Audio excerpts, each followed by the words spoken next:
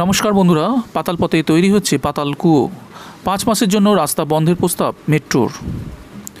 East West মেট্রোর একটি গুরুত্বপূর্ণ কাজ সারতে মহানগরী বাসিন্দাদের পোহাতে হবে ভোগান্তি। তবে সেটা হাওড়া ময়দান থেকে সল্টলেক সেক্টর 5 মেট্রোপথ জুড়তে নির্মলচন্দ্র স্ট্রিটের 55 মিটার অংশ 5 মাসের জন্য বন্ধ রাখার প্রস্তাব দেওয়া হয়েছে। সুতরাং বাস, ট্রাম ও বড় গাড়ির জন্য এই নিষেধাজ্ঞা জারি হবে বলে মনে করা হচ্ছে। ঠিক কী কাজ হবে সেখানে?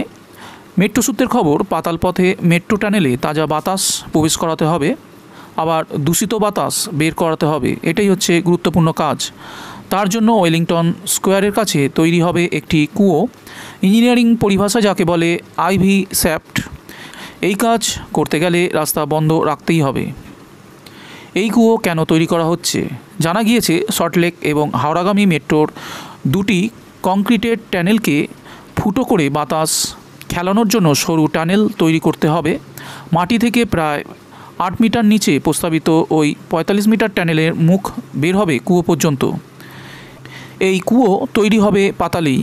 আবার আপৎকালীন পরিস্থিতিতেও যাত্রীদের বের করতেও কাজে লাগানো হবে ওই রাস্তাকে। মেট্রো রেলের এক আধিকারিক জানান, নতুন সরু টানেল তৈরি করা হবে সম্পূর্ণ হাতে কলমে। এখানে কোনো টিবিএম ব্যবহার করা হবে না। আগেই ওয়েলিংটন মোড়ের কাছে রাস্তায় চির ধরা পড়েছিল, যা এখনও ঘেরা রয়েছে। তাই কোনো ঝুঁকি না নিয়ে রাস্তা বন্ধ করে 5 মাসের মধ্যে যাবতীয় কাজ সারার লক্ষ্যমাত্রা নেওয়া হয়েছে। আন্তর্জাতিক নিয়ম অনুযায়ী পাতালপথে মেট্রো টানেলের মধ্যে দুটি স্টেশনের দূরত্ব 1 থেকে 1.5 কিলোমিটার হওয়া উচিত। সেখানে শিয়ালদহ থেকে ধর্মতলার মোট দূরত্ব প্রায় 2.5 কিলোমিটার। সুবোধ মল্লিক স্কোয়ারের কলকাতা পুরসভার অতি প্রাচীন জলাধার থাকায় এই কাজ বেশ চ্যালেঞ্জের। 2 স্টেশনের মধ্যে বাড়তি দূরত্বের কথা মাথায় রেখে গোটা যাত্রাপথে তৈরি হচ্ছে 8টি ক্রস প্যাসেজ বা যাত্রী বের করার পথ। তাই সুবোধ মল্লিক স্কোয়ারে তৈরি হচ্ছে এই বিশেষ কুয়ো।